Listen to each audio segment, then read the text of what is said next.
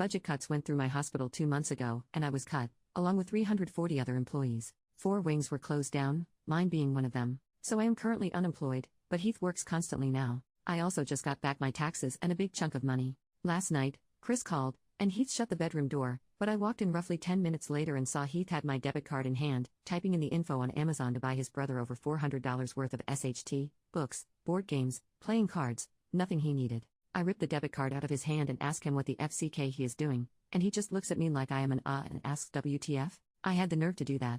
I told him I was not fishing out $400 worth of SHT to his brother, and he goes, "My brother has nothing to fking do, and this is the only way I can help." He said since I got back a ton of money, I should be willing to help, especially considering he gets his paycheck Friday and can make up for it. I still said no.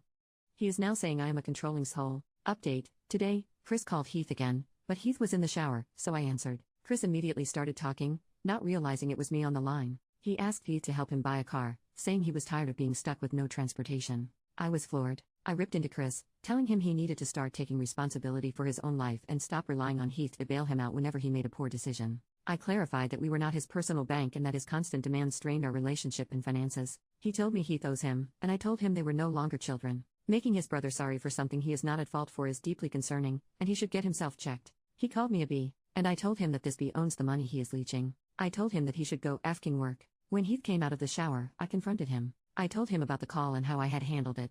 I clarified that I would kick him out if he did not stop giving his brother money. I love Heath but cannot keep supporting his brother's irresponsible lifestyle, especially at my expense. Heath looked shocked and hurt, but I could see he understood the gravity of the situation. He promised to talk to Chris and set boundaries, but only time will tell if he will follow through.